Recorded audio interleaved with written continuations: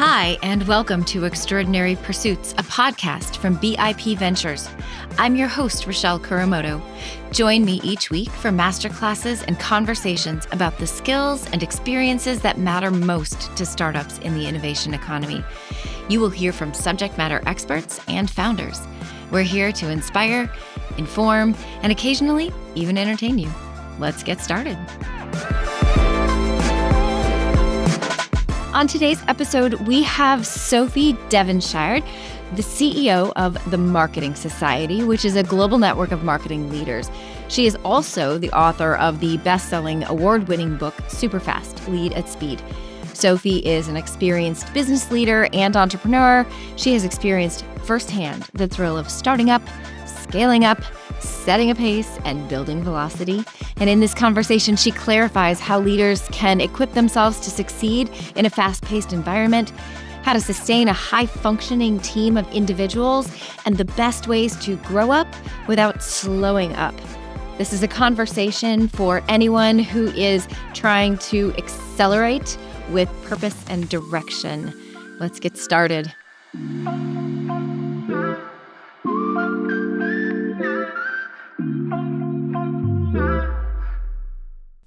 Hello, and welcome to Extraordinary Pursuits, a podcast from BIP Ventures. Today, we are so thrilled to welcome Sophie Devonshire. Sophie came from a corporate background and now is a leadership guide and a self-proclaimed acceleration addict, which I am so excited to talk about today. And so, Sophie, welcome. Thank you for joining us. It's brilliant to be here. Good topic to talk about today, I think. Absolutely. So let's get started with just a little bit about you. Can you take a few minutes, give us your background, tell us a little bit about who you are and what you do? So I'm Sophie Devonshire. I'm the Global Chief Executive at the Marketing Society, which is a not-for-profit community of marketing leaders. But I'm also somebody who spent their entire last few years thinking about velocity and moving fast and in the right direction. So, Rochelle, as you said, I am an acceleration addict. It sounds like the opening for an AA. Hello, my name's Sophie, and I'm an acceleration addict. Like many people listening, I love the thrill of seeing businesses grow fast, of seeing brands develop and take shape, of seeing people go further and at a great pace. But I started out falling in love. So I started my career at Procter & Gamble, so in a big global corporate. And from day one, I fell in love with what happens with business. When you bring together magic and logic, when you put some people together with some great thinking, what can happen and how you can make things happen very quickly. But today we are going to be talking a lot, I know, about pace. And across the years, I've worked for big supertankers and with big supertanker organizations and with startups and with scale-ups, and always been interested in the pace setters, those people behind things who are making a change, making a difference, and understanding the science, the behavior, the learning, and the stories that help others move at the right pace in their business.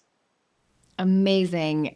I love some of the phrases that you shared, magic and logic. I mean, what a wonderful way to describe the inspiration that drives the formation of so many companies, so many projects. I think often we over-ascribe magic when in fact we should allow ourselves to take credit for the logic. So that may be one of my new favorite phrases. Thank you for that.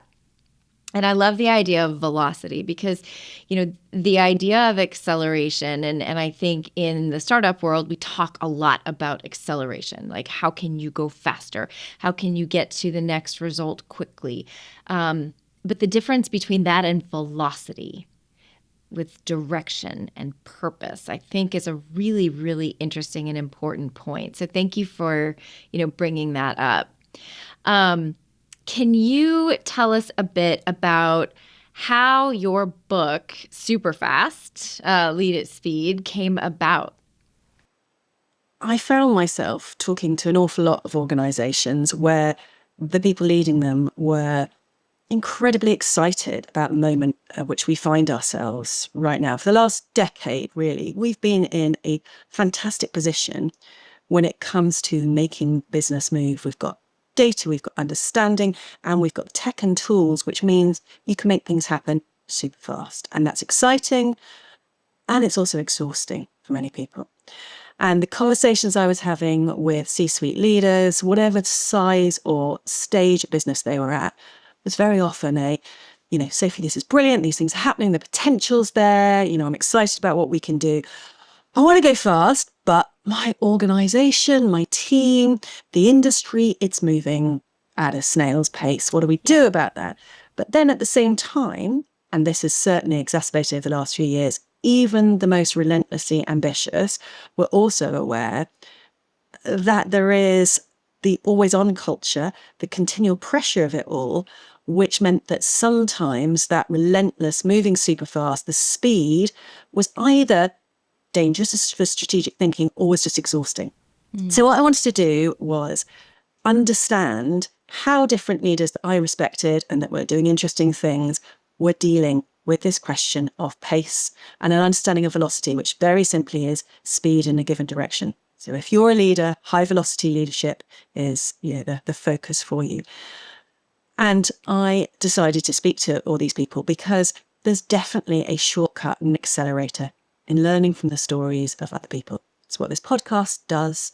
It's what the most smart, curious leaders I know in business do. It's not that you'll copy somebody else exactly, but the idea of recombinant innovation, taking an idea from here, putting it there, can speed things up. So I went to find the stories, and I've always found books a useful tool for me. I'm a big reader, and writing a book also helps clarify and sharpen your thinking. And I'm delighted I did it because the experience was so much fun and it's proved helpful for other people.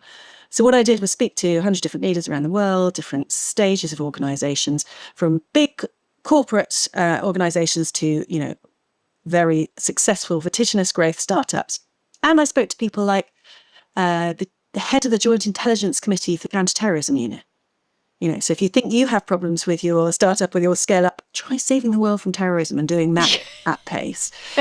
And of course, the only thing that all successful people have in common is that they are successful, right? Everybody, all of people listening will have their own challenges, issues, skills, different things going on. However, they all wanted to speak to me.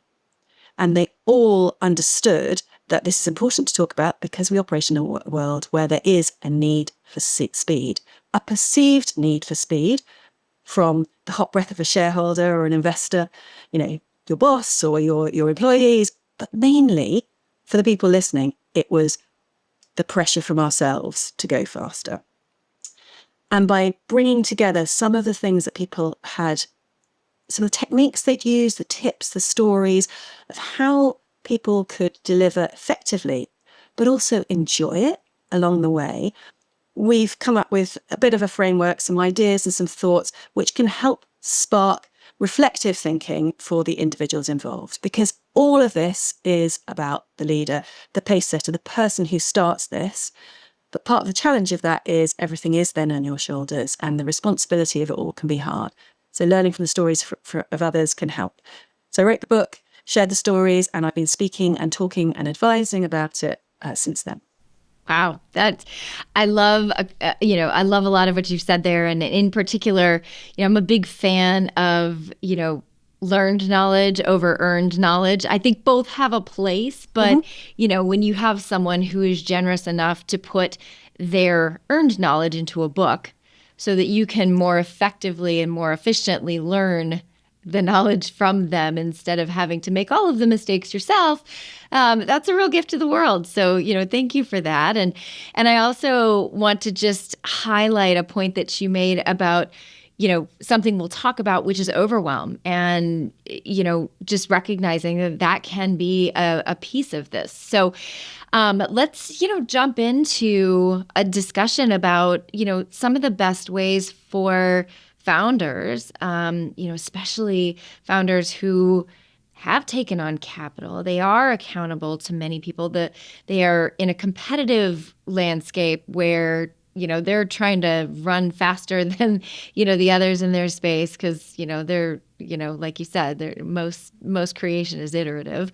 What are the best ways for founders to lead in a world full of speed? Maybe let's start from the top down, from the organizational level. How can we be thinking about that? There's a lot in here. So Yeah. overwhelmitis is a pandemic in the workplace generally. It is something everybody is dealing with in any organization. But founders are a different and very special beast. And I do think, having set up my own business, having spent a lot of time with people who have done that, there is nothing like it for the roller coaster of it all.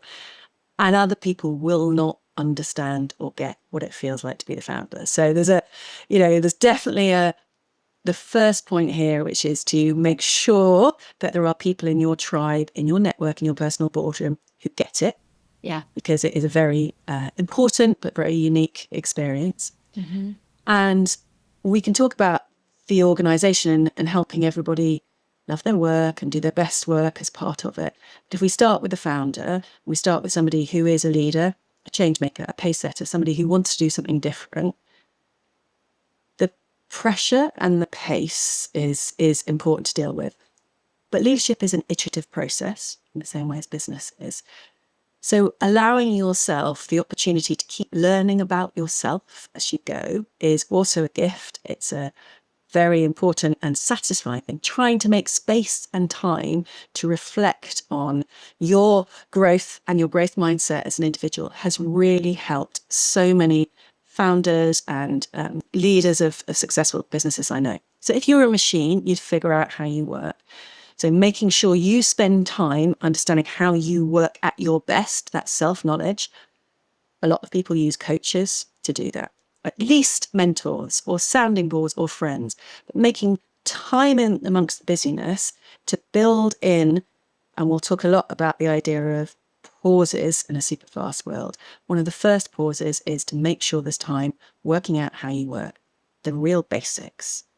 So I lose count of the number of amazingly successful, busy entrepreneurs and leaders I speak to who need to talk about the basics with you, the shed, the sleep, the hydration, the exercise, the diet. And if you are a founder, you're probably driven. You're what Adam Grant calls an engaged workaholic. So you want to get the work done, and that comes first.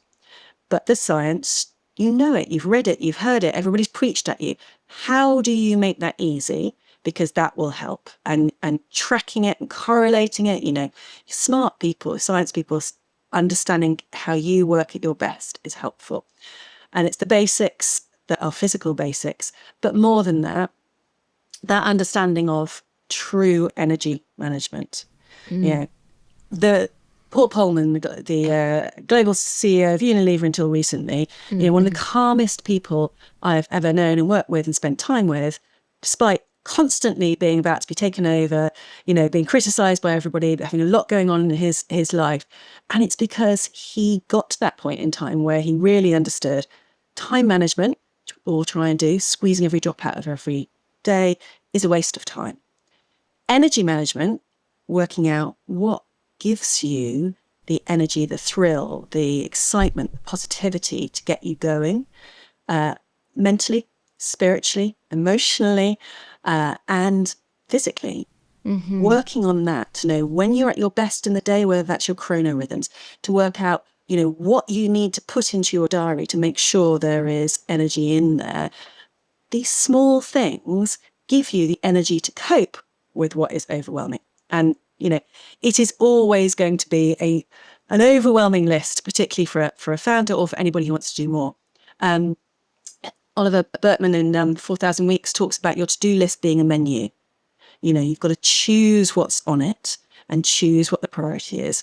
So there's a kind of basics in there to deal with overwhelm, where if you haven't got the machine working okay, physically, spiritually, emotionally, it's not going to work. And then there is a huge opportunity for everybody as a leader inside an organisation. And this, if we take the first one as energy and the second one as a very simple, another E word, which is being the editor. Writing a book, I thought would be relatively easy. I thought that about startup too, right? You sort of think, how hard can it be? It turned out it was harder than I thought. That's why a lot of people want to have written a book, Yeah. and they never has. But Yeah. writing a book was nothing compared with the challenge of editing it down. And the same is true in your strategy, in your choices you make. How do you purge? How do you prioritize? How do you curate when you probably are naturally a pace setter who wants to do everything and there's popcorn and ideas out there? Yeah. So coping with overwhelm with energy management, coping with overwhelm for yourself and the organization, your investors, everybody else, by being a beautiful editor. Think about the luxury shops.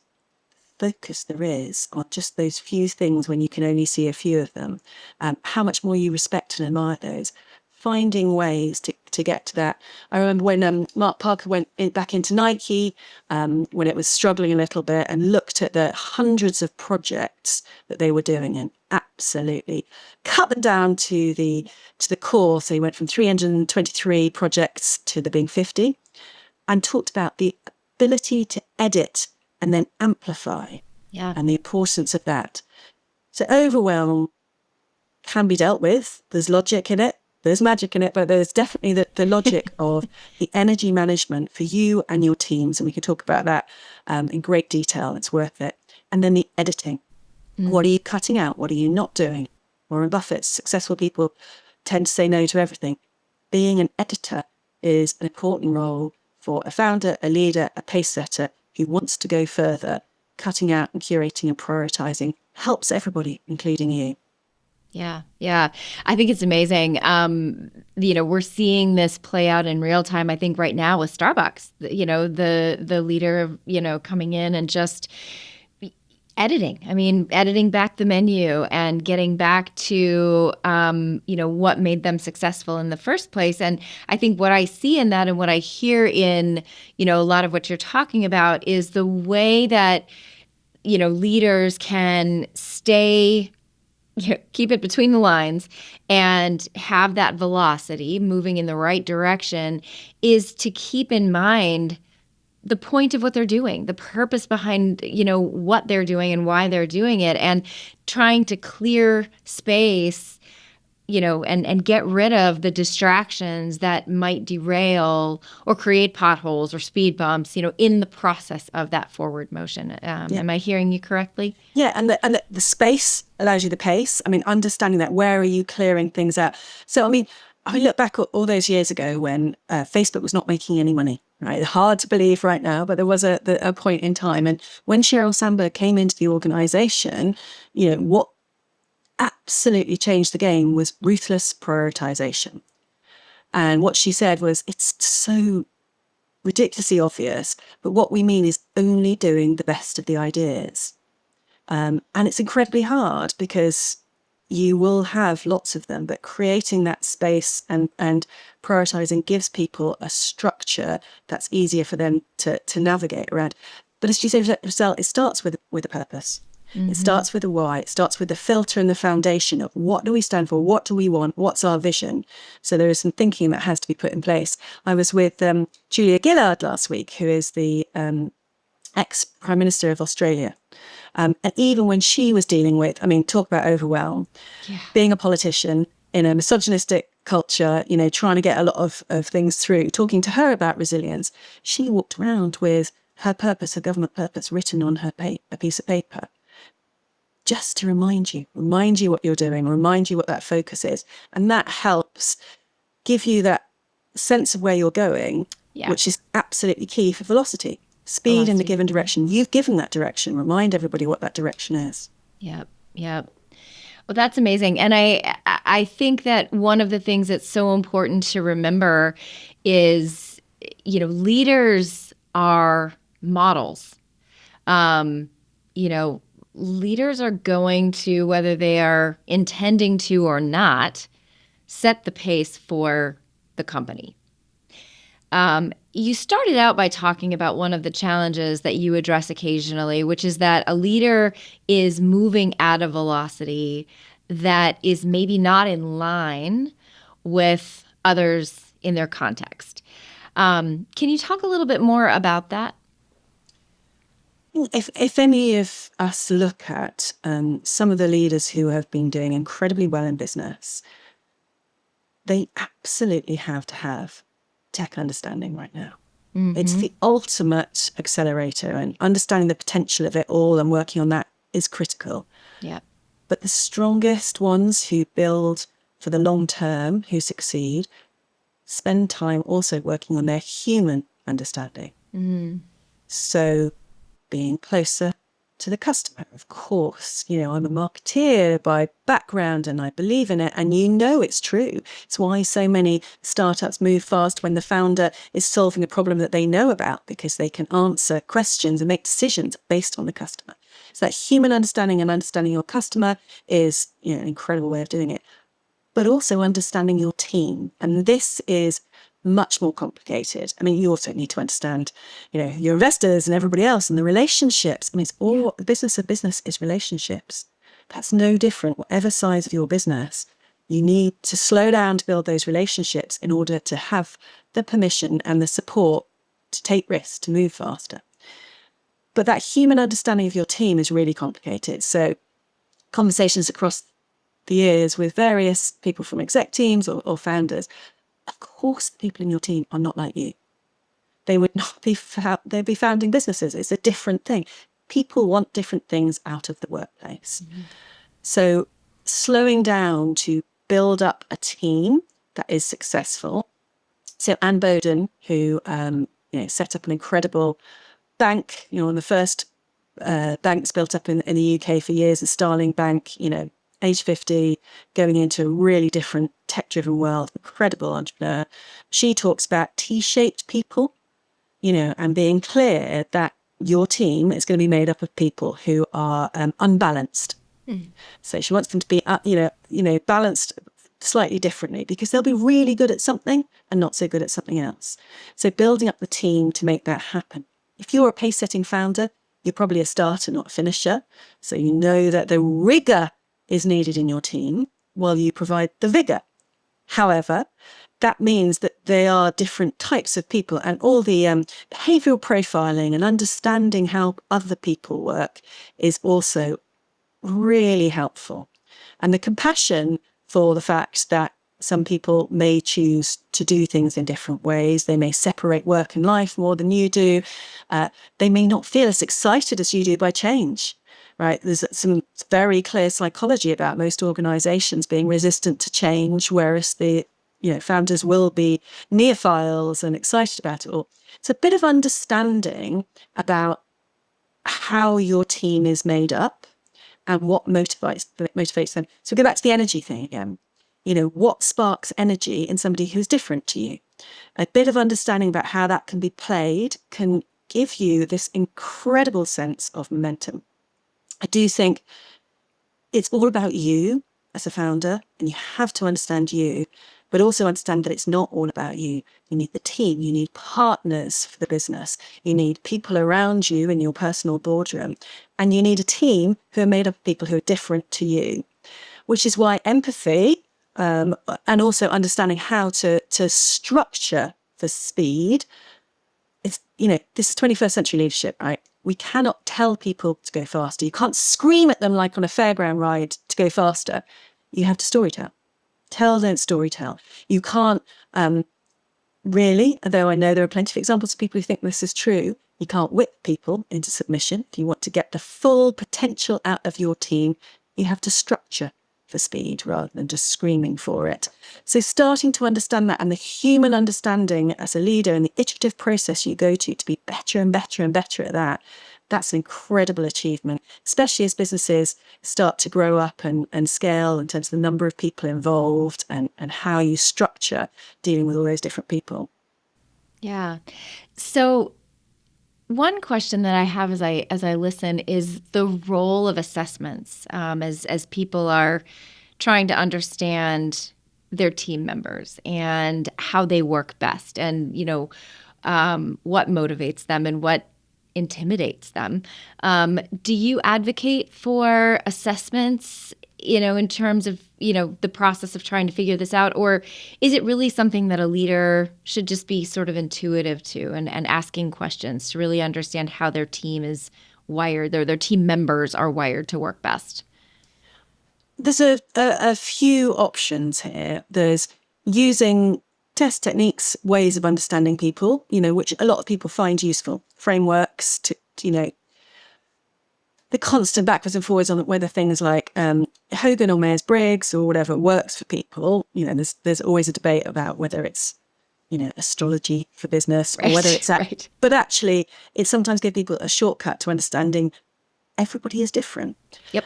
So there's those types of assessments. There's also a lot of evidence about 365 performance, constant feedback, the radical candor, the conversations that are two-way conversations to understand what people want from their work.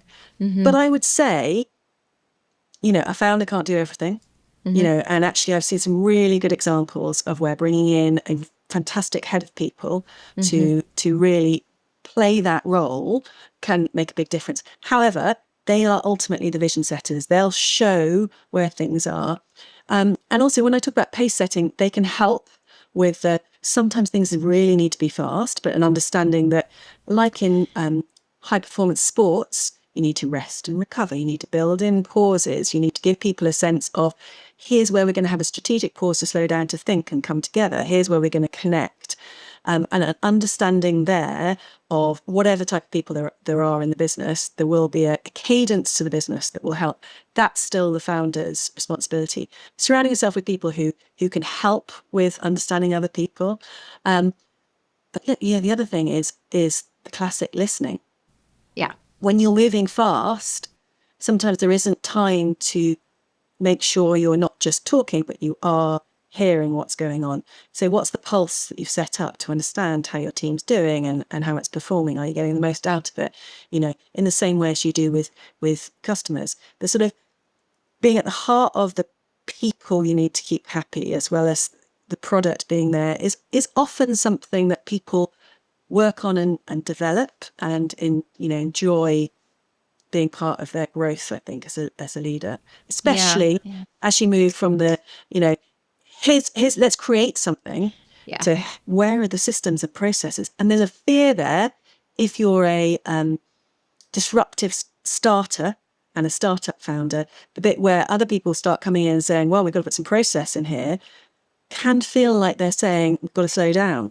Yeah. So that's a tension point in all startups and scale-ups often. Yeah. I definitely have seen and felt, that as well.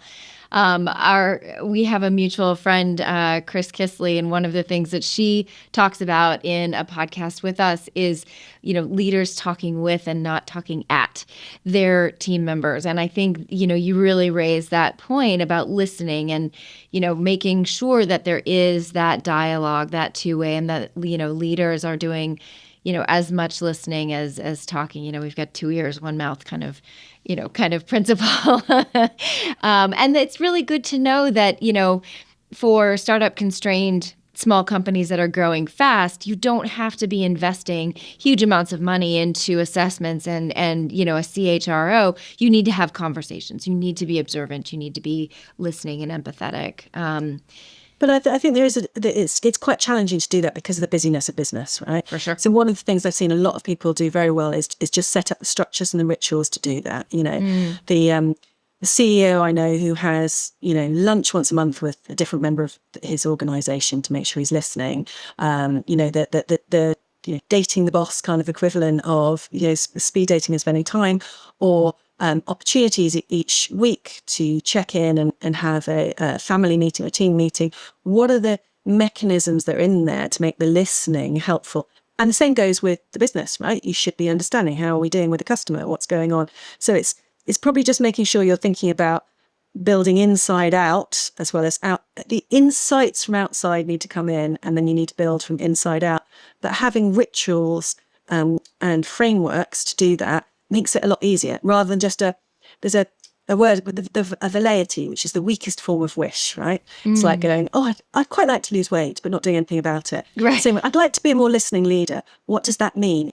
Is it in your diary? If I looked at your diary, would you have connecting with the customer, and would you have connecting with your employees and learning from them? Would you have learning from outside as well?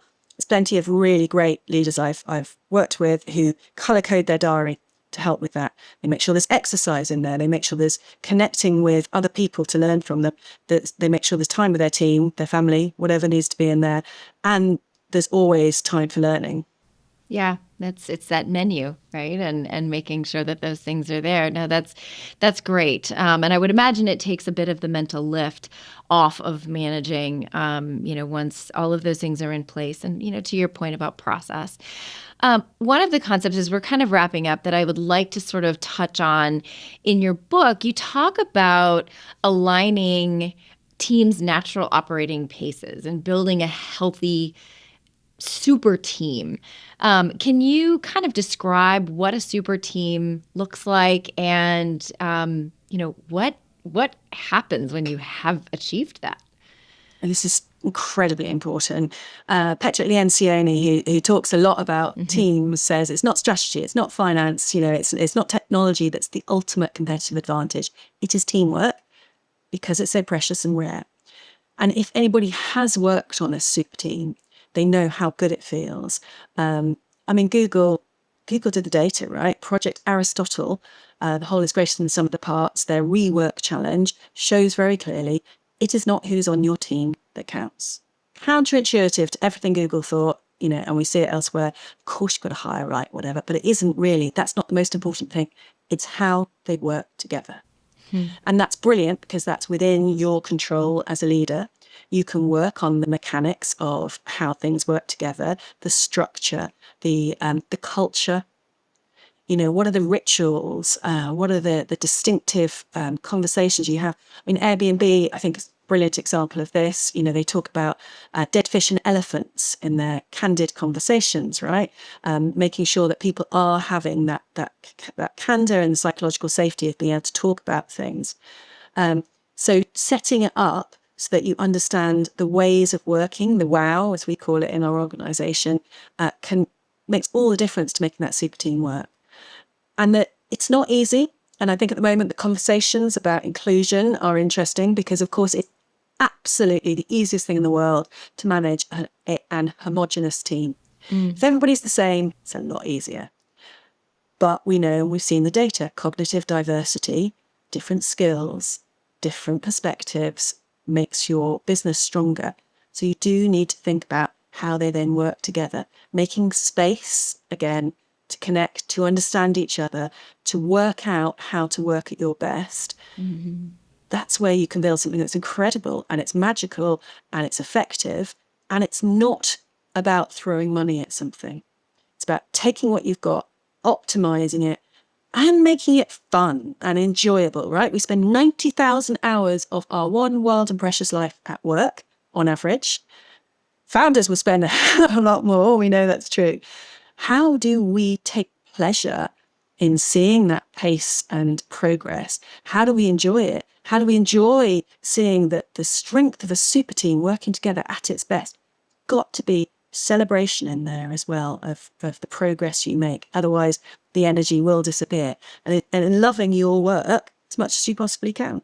Yeah, no, that's amazing. And I think, landing on this point of, finding joy in your company and recognizing that it's there for the taking, with intentionality, that you can find that and you can create it and you can sustain it. That's a great place to land because, as we know, business is not always fun. Building something is not always fun. And, if you can keep inherent joy in your control as you build velocity, I think, kind of coming back to where we started when you talked about magic and logic, that might be where the magic lives. And progress drives pace, right? When Yeah. you feel like you're on a journey and things are improving. So if you can celebrate the wins, recognize people's efforts, bring that story of progress along, it helps other people see what's possible. Because remember, if you're a founder, you're the pioneer, you're the person that's going first. You can see what's happening and where we can go, but everybody else can't see it. So giving them the belief that you can get there and telling them that they're on their way there can be incredibly, can give the momentum that you need to keep the speed going. Oh, I love that. That's great. What is just one last piece of advice that you would give to a founder who is trying to build velocity, accelerate their company? Understanding the power of continuing to give that picture to everybody. Oh, yeah. So you've got that image in your mind. You need to keep telling everybody the same thing over and over again till you are sick. Just as you're sick of it, other people will be starting to get it. Because that's the thing. When you're a pace setter, you get things quickly. You've got it. Right, let's do this. Let's make that happen. And because everybody doesn't think the way you do, need to slow down to bring everybody on the journey, and keep repeating, keep telling them what's possible, and keep that sense of belief. One of the ways in which I think it's helpful to do that is to remind people what's possible. When you look at some of the stories about where Airbnb went from nothing to success. I mean, Uber went from nothing to a $58 billion valuation in 58 countries in 5 years only. It is possible to do incredible things. So if you can give people the belief that incredible things are possible, give them the why, which is what we talked about right at the start. Purpose drives the most important bit of performance and clarity. But then if you repeat, Dan Pink, the organizational psychologist, who was also a scriptwriter, says any speech should have brevity, levity, and repetition. That's brevity, levity, and repetition. You have to keep saying the same things, painting that picture for people. Be the visionary. It is the number one thing. Your investors buy into you. Yep. Your people buy into you. Everybody needs to understand that. So honing your storytelling skill, your ability to persuade, allowing yourself a little bit of practice in that. I've seen that be incredibly effective. You've got more and more people to take on this journey. You've got the same story to tell. Being patient helps the impatient leader. That's amazing. What wonderful guidance. And as a storyteller, I love to hear that is a central piece of your advice. So where can people, speaking of storytellers, where can people find your book? They can find my book on Amazon. I mean, I'm always interested in people who are doing interesting things in business. I love to inspire and energize good leaders to do great things. So please come and connect with me on LinkedIn. It's the easiest way to do it. I love being there as well. Superfast, is that the right way around or is it the wrong way around? Yes, got you. is on Amazon. And it, all of good booksellers, etc., and Audible as well. So there's lots there. So come and connect with me directly, and we can talk about it more. That is awesome. Well, Sophie, thank you so much. I feel so energized by this conversation, and I know our listeners will as well. You have been a delight. It's great to talk about it. Thank you so much for the questions. Thanks so much for tuning in to Extraordinary Pursuits. If you enjoyed what you heard, please like and share the show. It helps others to find us. Now, let's go build the future of the innovation economy.